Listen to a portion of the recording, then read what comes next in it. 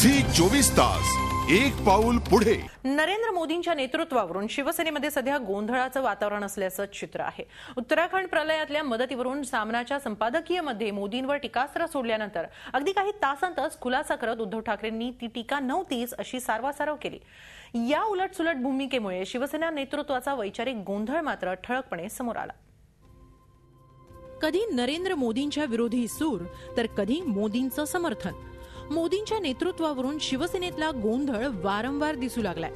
प्रचार समितीच्या अध्यक्षपदी निवड होताच मोदींवर स्तुतीसुमनं उधळणाऱ्या शिवसेनेनं उत्तराखंडातल्या प्रलयानंतर मदतकार्यावरून सुरू झालेल्या वादात उडी घेतली आणि मदतीत केवळ गुजरातींना प्राधान्य देणाऱ्या मोदींवर सामनाच्या अग्रलेखातून टीकेचे बाण सोडले। उत्तराखंडमध्ये अडकलेल्या गुजरातमधील यात्रेकरूंच्या सुटकेसाठी केलेल्या कामाबद्दल गुजरात सरकार आणि मुख्यमंत्र्यांचं अभिनंदन करावं तेवढं थोडंच, पण देशाचे पंतप्रधान पदाचे संभाव्य उमेदवार म्हणून गाजावाजा होत असताना मोदी यांनी फक्त गुजरात एक गुजरात करावं अशी भूमिका घ्यावी हे मारक आहे। राष्ट्रीय आपत्तीच्या प्रसंगी संकुचित किंवा प्रादेशिक नव्हे तर राष्ट्रीय विचार करणं आवश्यक आहे अशा शब्दात शिवसेनेनं मोदींना सुनावलं।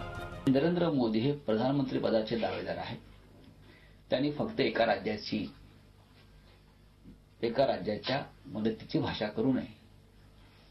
मोदींनी फक्त गुजरातींना वाचवलं असं न होता मोदींनी सर्व देशातल्या सर्व यात्रेकरूंना वाचवायचा प्रयत्न केला।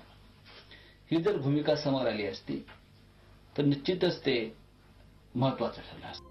एकीकडे नरेंद्र मोदींना राष्ट्रीय कर्तव्याची जाणीव करून देताना महाराष्ट्राच्या मुख्यमंत्र्यांनी मदतीबाबत घेतलेल्या भूमिकेवर शिवसेनेनं स्तुतीसुमनं उधळली। राष्ट्रीय संकट म्हटलं की कसला पक्ष व कोणता प्रांत, कोणती जात व कोणता धर्म, आम्ही सगळे एकच आहोत। महाराष्ट्राच्या मुख्यमंत्र्यांनी म्हणजे पृथ्वीराज बाबांनी यावेळी तेच केलं आणि महाराष्ट्राच्या दिलदारीचं प्रदर्शन देशाला घडवलं। महाराष्ट्राची हवाई यंत्रणा पाठवताना त्यांनी स्पष्ट केलं की राज्यातील यात्रेकरूंच्या सुटकेसाठी ही यंत्रणा आहे, पण तिथं इतरही लोक अडकून पडले आहेत, त्यांना वाऱ्यावर सोडता येणार नाही। याला म्हणतात मराठी हृदय आणि महाराष्ट्राचा बाणा। शिवसेनेची ही भूमिका जिव्हारी लागलेल्या भाजपनं मग शिवसेनेला फटकारण्याची संधी सोडली नाही। राज्यातनं आणि देशातनं काँग्रेसचं सरकार गेलं पाहिजे, जनतेची इच्छा आहे आणि त्या निमित्ताने काँग्रेस विरोधी मतं फुटू नये एवढ्याकरताच आम्ही अपेक्षा व्यक्त केलेली आहे। पण कोणाला जर असं वाटत असेल की आम्ही कोणाची वाट पाहत बसलो आहोत तर आम्ही कोणाची वाट पाहत बसलेलो नाही। आम्ही काँग्रेसच्या विरोधात या ठिकाणी रान उठवलंय आणि काँग्रेसचं सरकार आम्ही घालवल्याशिवाय राहणार नाही। शिवसेनेच्या भूमिकेनं युतीतला तणाव वाढण्याची चिन्ह दिसताच मग काही तासातच उद्धव ठाकरेंनी पत्रकार परिषद घेतली आणि मोदींवर टीका केलीच नाही अशी सारवासारव केली।